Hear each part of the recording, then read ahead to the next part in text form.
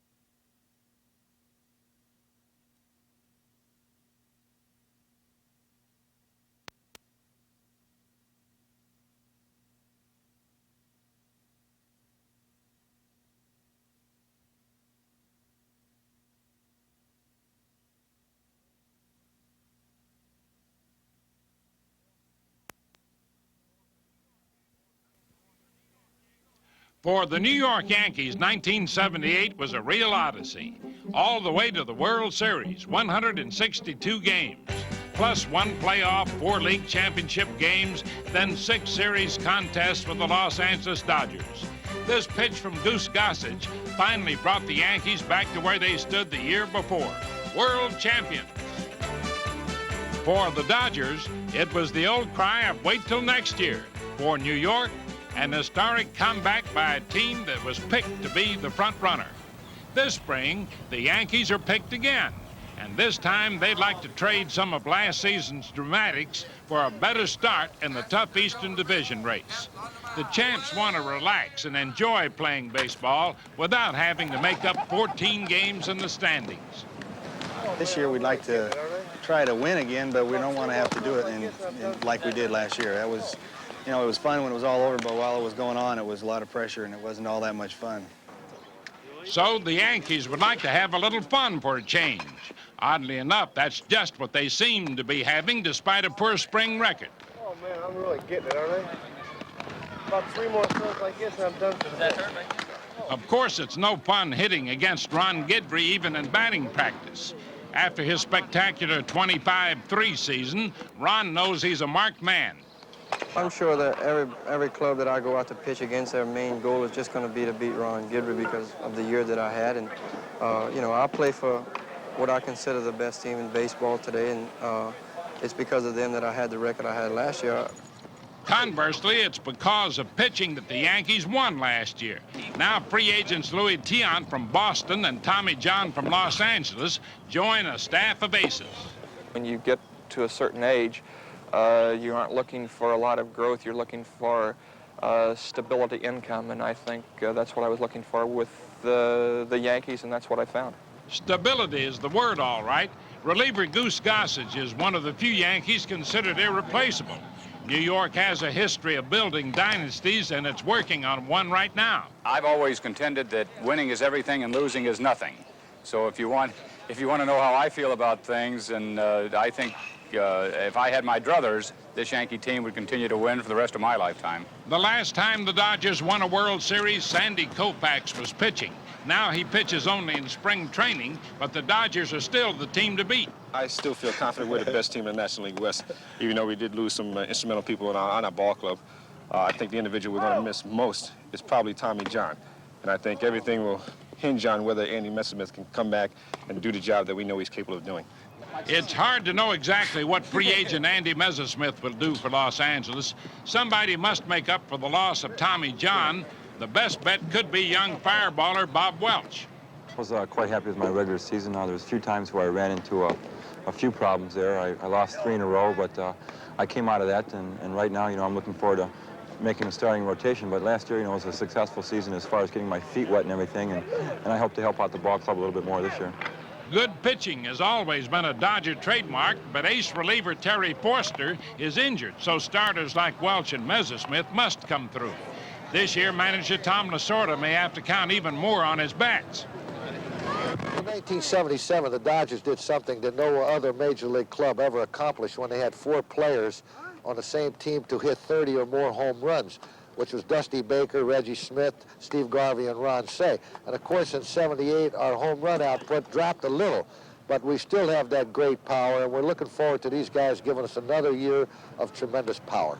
'78 may have been an off year, but the Dodgers still led the league in homers and runs scored while tying the Cubs for best team batting average.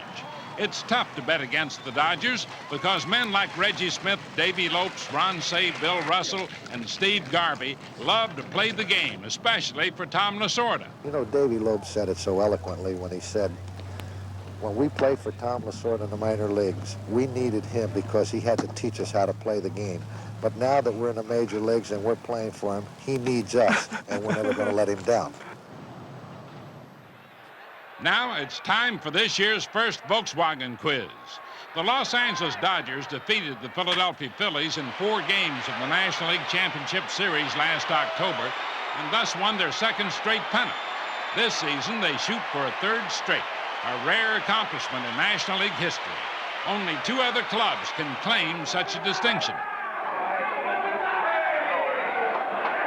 Can you name the last National League team to win 3 consecutive pennants?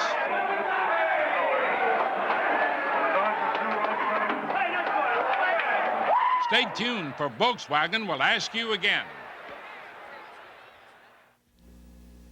That Volkswagen Rabbit really handles. Is that why you're driving it? Not really. Well, is it because it can go from 0 to 50 in 8.3 seconds?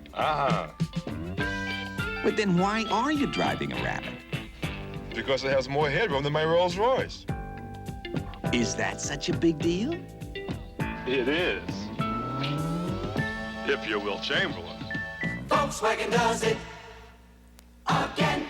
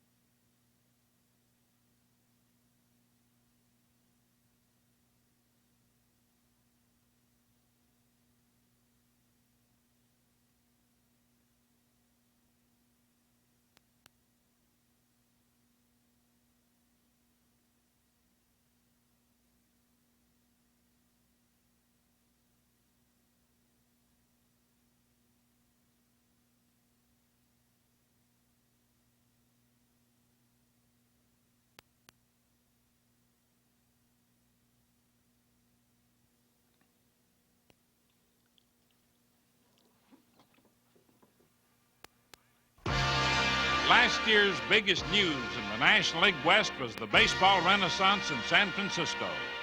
Giants attendance leaped from 700,000 to 1.7 million. Of course, that was because the Giants were soaring, holding first place for 3 months while setting a National League record of 42 one-run victories. Fans are sure to respond to such artistic victories, but it takes the kind of pitching San Francisco has to pull them off. Vida Blue, 18-10, set the tempo before his late season slump, which coincided with the Giants' sudden fall from grace. John the Count Montefusco had a bad back, yet still won 11 games last year. This season, he's predicting more.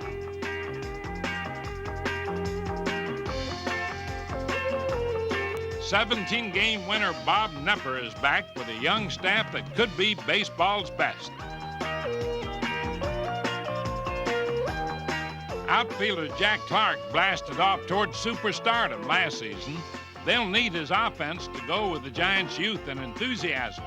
Throw in last year's experience, and you've got the ingredients which could produce a pennant. I believe that the best nucleus of a ball club you can get is when you have good veterans such as the Willie McCoveys and Vida Blues, and then the good young talent such as the Terry Whitfields, the Jack Clarks, just to name a couple. 42 one-run victories will be hard to repeat, but pitching is often the name of the game. So don't discount the San Francisco Giants. Don't discount Big Dave Winfield and the San Diego Padres either. Winfield had his best season in '78. So did the Padres. San Diego finished strong to win 84 games. Winfield batted .308, knocking in 97 runs. Cy Young Award winner Gaylord Perry, still chipper at the age of 40, leads a pitching staff that was the league's second best in '78. It could be even better this season. Ace face Raleigh Fingers leads a bullpen that was tops in the majors, 55 saves altogether, 37 by baseball's most consistent fireman. The Padres are also blessed with Ozzie Smith. This is only his second year, but already he's being touted as the best defensive shortstop in the league. San Diego's offense may not be heavyweight, but these fans just love their featherweights. This bird fought his way to the top, and so could the young and feisty San Diego Padres. The Houston Astros misfired last season, but not Big James Rodney Richard. 303 strikeouts, tops in the majors.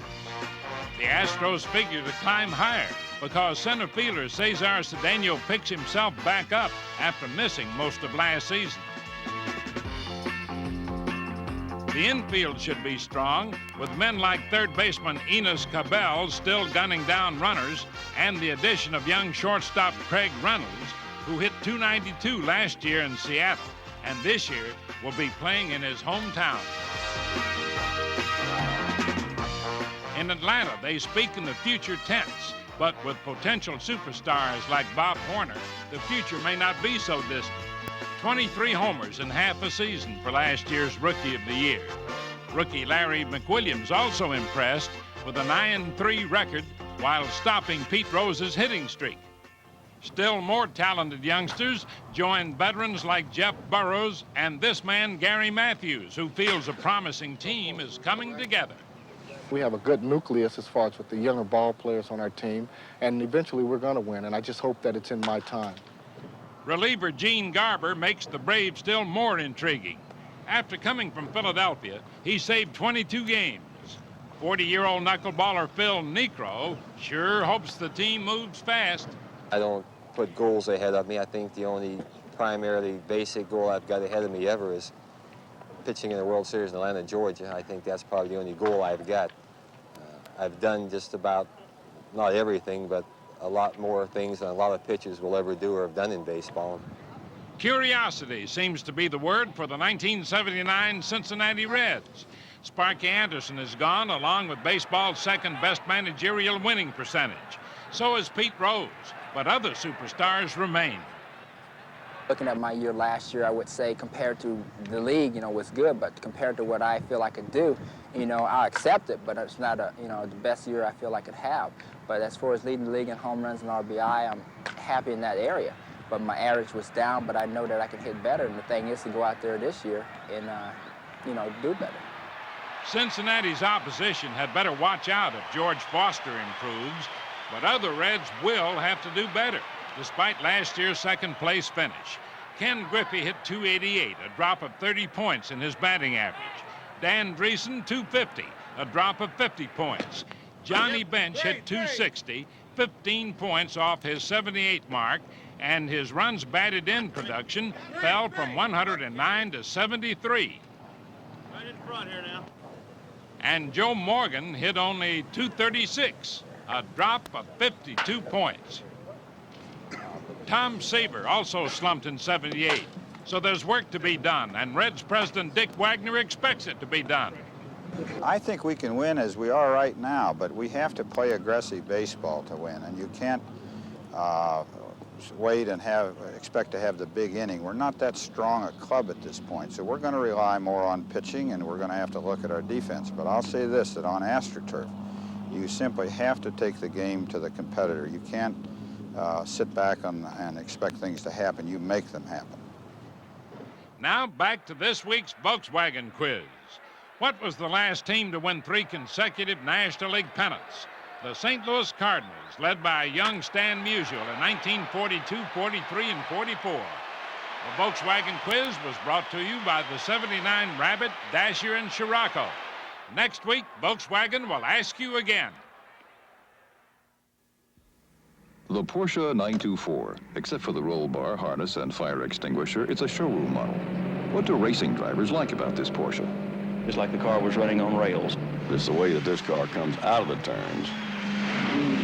It's just fantastic. The cornering, the balance. I've driven Datsun Zs, but I prefer this 924. Racers helped design this car. Believe me, racers can tell.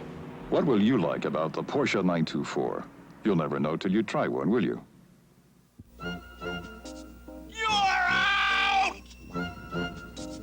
Sorry, kid. Got to take you out of cleanup.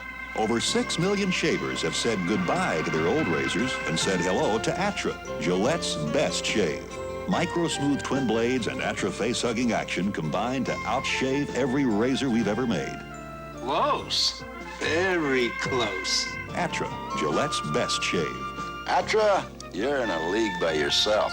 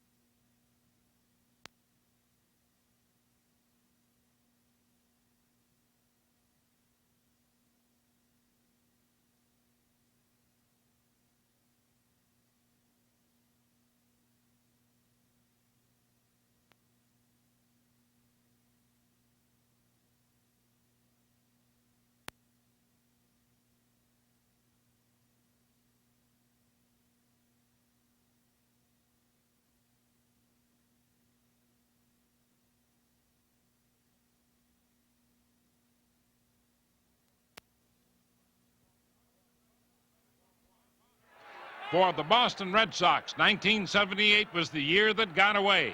A 14-game lead got away. Then in their playoff game with the Yankees, a 2-0 lead, compliments of Bucky Dent. Going, it is gone. And with it, gone were Boston's dreams of a pennant. But now another season begins, and manager Don Zimmer wonders what he has to do to capture the flag. Well, number one, we're going to have to win more games than everybody else. I thought that we won enough games in the last 2 years. 1977, we won 97 games. We wound up second. Last year, we won 99 games, the second best record in all baseball, and we still wind up second. Very little has separated New York and Boston, but though the differences might be minor, the consequences have been major. Yankees have a tremendously strong bench. That's the difference between us and them. Another difference could be pitching. Now the Sox go without Louis Tion and Bill Lee.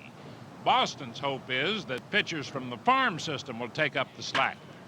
You know, who's to say what they're going to do? You know, nobody could predict what Jimmy and I did in '75, so who's to say we might not have a couple Cy Young Award winners on our staff here? Last 2 years, everyone said that the Yankees were going to walk away with it, and over 2 years we played 300 and some odd games, and there's been a difference of 3 games total. The Baltimore Orioles have won more games in the last 20 years than anybody in baseball, and I think our organization, our farm system, our scouts have been responsible for it. Baltimore's Earl Weaver surprises someone every year with his Orioles, and he does it with homegrown talent. We've signed the right free agents out of high school and college and developed them well in the minor leagues. And I think if we can continue to do that, we're going to win our share of games, and when you're putting games in the win column, you're going to be right in there toward the end. Invariably, Weaver's words ring true. Recently, ace pitchers like Mike Flanagan and Dennis Martinez have blossomed, as has slugger Eddie Murray. And the farm continues to produce. Now, rookie Sammy Stewart tries to crack Baltimore's pitching rotation, one that, of course, includes the great Jim Palmer, an Oriole rookie himself 14 years ago. It's great to be able to extend your Little League career all the way till you're 33, and I guess that's basically what I'm doing right now. Probably the ultimate thing in my career right now, as far as being an active player, would to be back in a World Series. We know that we have to do almost everything perfect to win, and I don't think it dims your enthusiasm. I still enjoy the game. You know, a lot of people say it's hard work, but it's something that I think that everybody would like to do, be able to do something that you really enjoy. The Detroit Tigers also did something they really enjoyed last season, played winning baseball, thanks to a load of young talent. Building of a ball club ourselves, we've made more progress than some clubs that have gone way out and indebted themselves to millions and millions of dollars way down the road. Detroit's investment in youth is already paying dividends and could include a run for the pennant in '79. Former Tiger great Al Kaline liked what he saw this spring. We have a lot of good young ball players, and we have so many of them. Of course, you have to, when you talk about youngsters, you talk about our double play combination, Whitaker and Trammell, just outstanding ball players. Manager Ralph Houck, who retired last season, believed his young Tigers were ready to contend. Now, manager Les Moss looks to finish the job. Les Moss is working the players hard, and I think that a lot of the players that are here right now have played under Les Moss in the minor leagues, and we all know what to expect, and I think that it's going to work out really well with Les. The Tigers are still pulling for disabled pitcher Mark Fidrich, who's trying once again to make a comeback. A healthy bird is just what Detroit needs to challenge the Yankees. We're certainly not running scared of the Yankees. They've got a fine ball club. They have some age on them, but with that age goes a lot of experience, which certainly helps our position today. Now, how long that lasts, I think we can beat them. In Cleveland, there should be no power failure at the ballpark this year. Last season, the Indians discovered one of baseball's best 1-2 power punches. Andre Thornton smashed 33 round trippers, drove in 105 runs. Gary Alexander hit 27 homers, tops in the majors for catchers.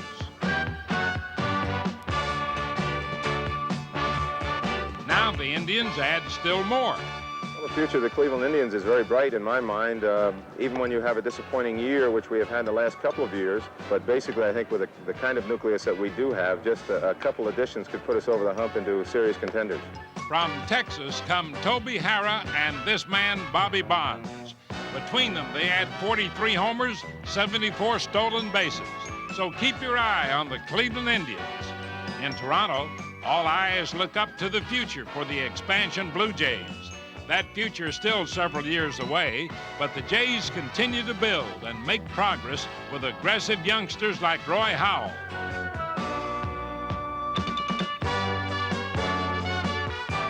Versatile speedster Bob Baylor.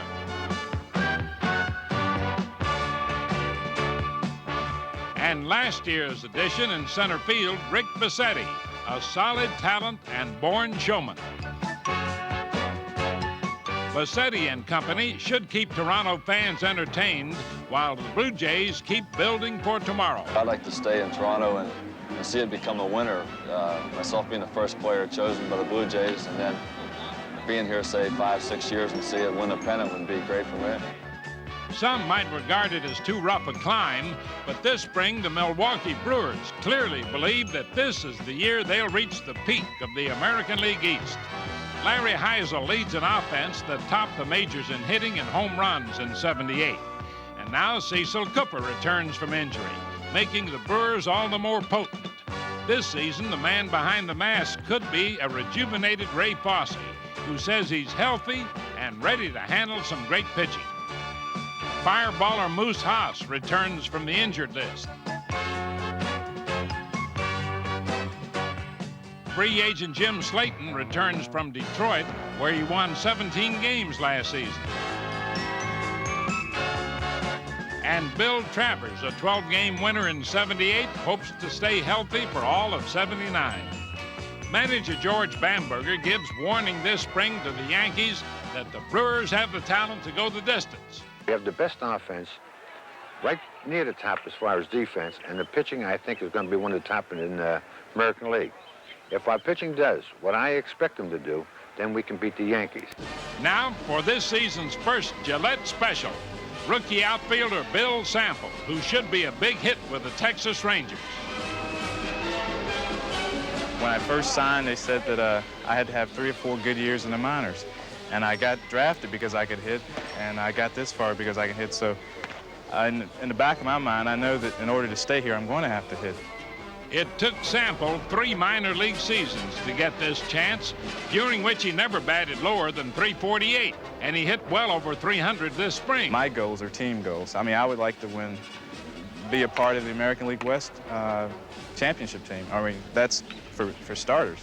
Of course, that might be a little pretentious being a rookie saying things like that.